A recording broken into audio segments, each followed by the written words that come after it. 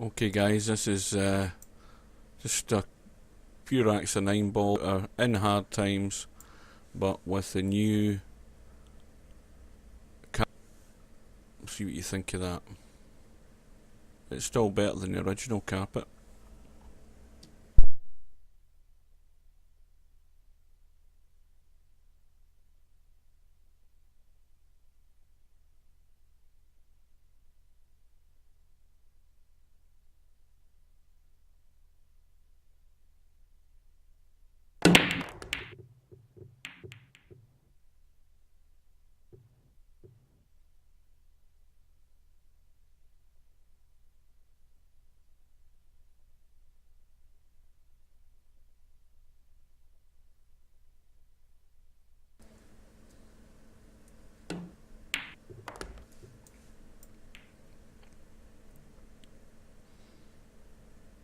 But not only can you edit the carpet and stuff like that in the room, you can also edit the cues.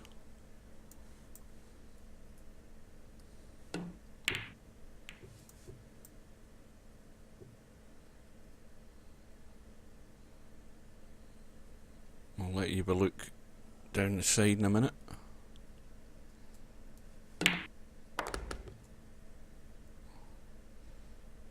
Just a quick mention to Andy, one of my fellow testers who did the editing on the carpet and also did the editing on the cues. Thank you very much.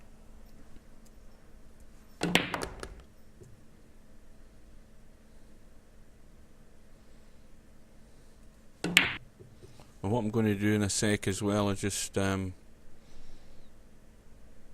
change the shaft on my cue at the moment. Let's get the cue down the middle of the table. Just a minute.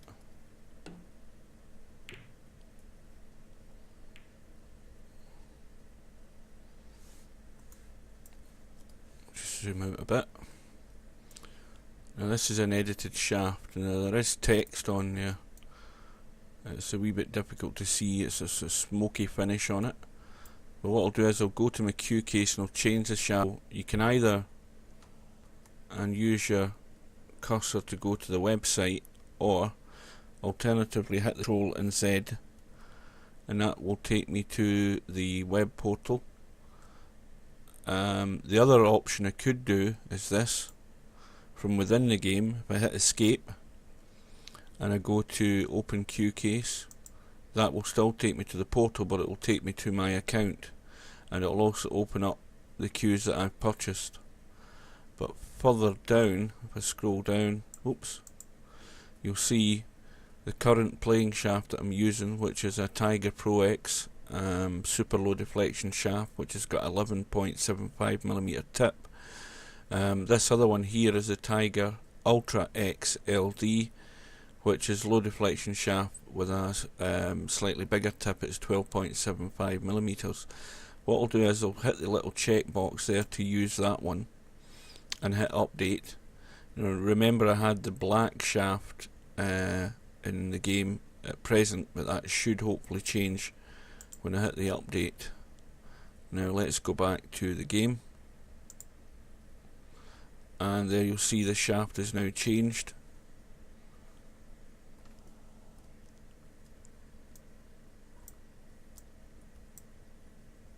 And you can also read any of the text that he's put down the side of the shaft. Also, what Andy's done is he has made the me to actually spot the tip of the cue against the cue ball, which is quite handy. The black shaft's actually even better for that, but the black ferrule helps.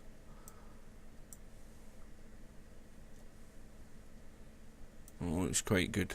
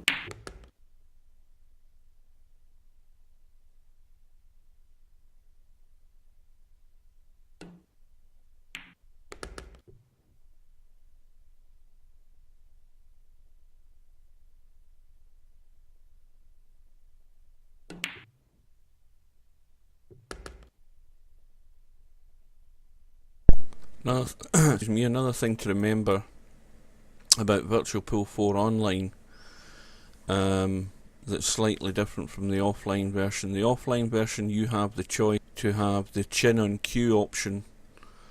Like Virtual Pool 3, if you don't have the under aim, like some of the guys are doing to try and help their aiming on shots, on this shot, you'll see that my head or my chin moves up along the line of the cue. So what I can't do is look under the cue.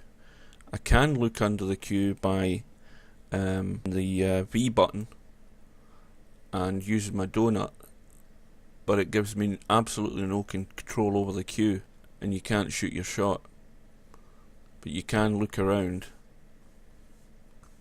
and look at your cue and see the angle. So I'll go back to the aiming point, hold the butt.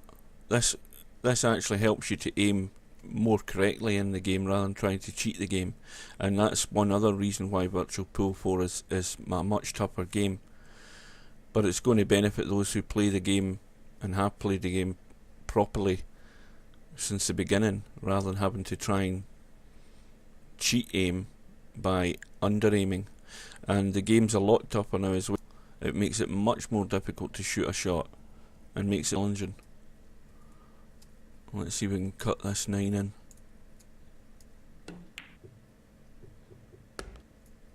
There we go. That's the first rack gone. Let me just try has been placed. My amp, I've not even raised here, and that's what happens. Virtually a scratch. No control over the cue ball at all, but I got lucky. I got an 8 ball off the break.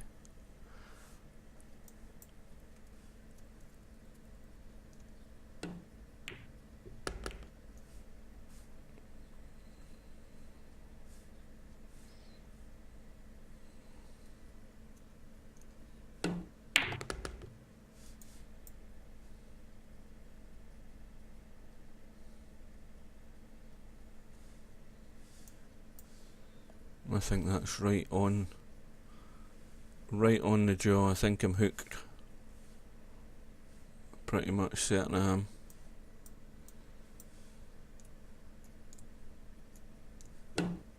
Yep. Well, that was one way to find out.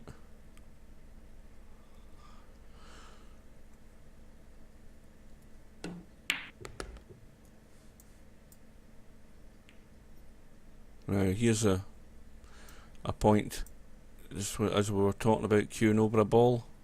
Look at how much more difficult it is to aim. Whereas you could look under the ball, line your ball up like that, and then that there is pretty much the point angle back to the chin. Now there's a W key, and that allows you to look at the shot from a distance. So what I tend to try and do is to line the butt of the cue up with the ball in what looks like the pot angle. Very difficult to tell from that distance.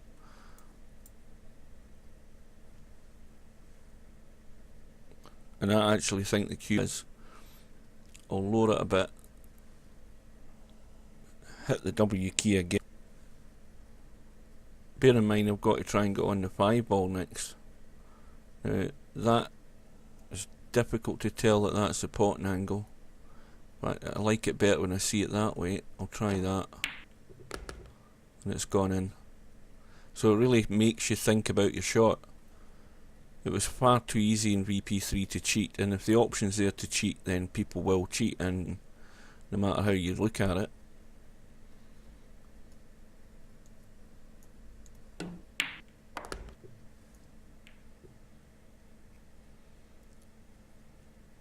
And this big 10-footer table makes a big difference to the game. 9 ball. In fact, the other thing as well is the pockets are just the standard, the tightest pockets as they are. You can make it even more tougher. It's an ideal table for playing one pocket on. When you make the pockets very tight, you've got a tight option and a very tight, and that makes it really challenging, and it's great for one pocket. But for 9 ball and 10 ball, it adds a new dimension to the game because you're playing longer shots. It also means that you've got to use a lot more power in some years as well, and so it's in that sense it's made the game more challenging from that point of view. And control of the cue ball is the one thing that's going to... I think my voice is a bit rough today as well, you'll need to excuse me.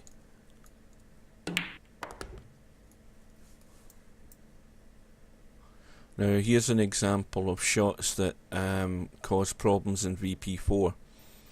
This looks a fairly easy pot. Now it is, if all you just roll it down a rail and it'll go in.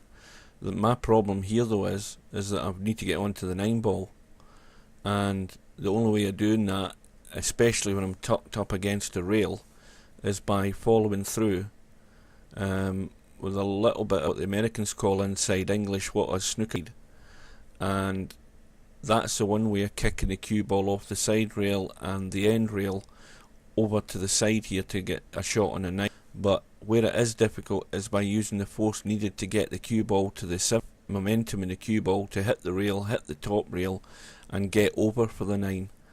And these pockets, they might look pretty good, the ball in, but these pockets will rattle in the jaws. Now hopefully I can get it right. Let's see what happens.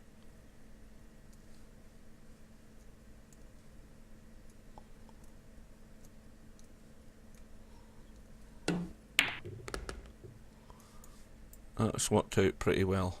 And now I've got an easy 9.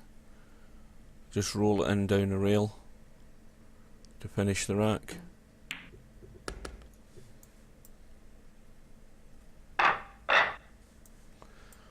Right, we'll try a sort of standard break. I tend to like to break from the first diamond, either left or right. And on this table, I mean, if you want a big booming break, you can angle your cue butt up to about 9 degrees. Tiny bit of top on the cue ball. Get your amplify on and try and get some stop in the cue ball like that. So you've done 2 objectives there. You've managed to have a good break on the balls, you've managed to pot a ball, and you've also managed to, luckily, land on the first ball in line, which is the 1 ball. The 2 ball goes, so this is a tricky one, just to pot the 1 and get out for the 2. It's just all about pace.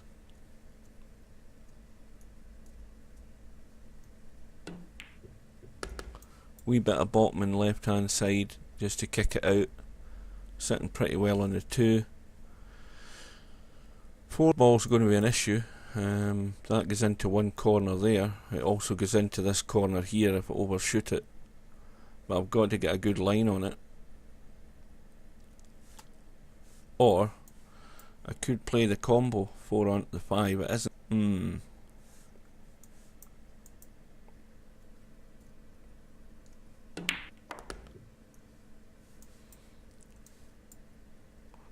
Now I'm finished a bit straight on the ball. Hopefully I can drop and get behind the 4.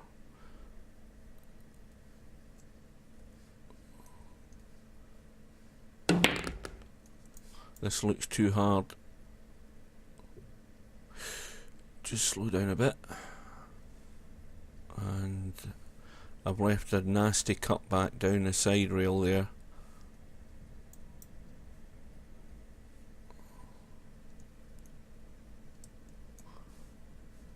I tend to just aim these shots instinctively rather than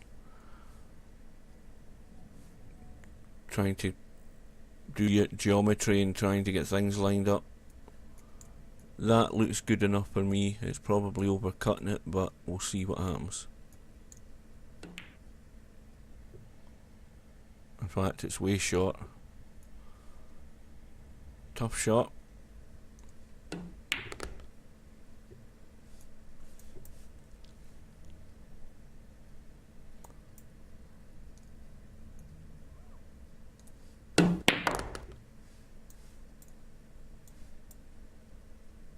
And another scratch.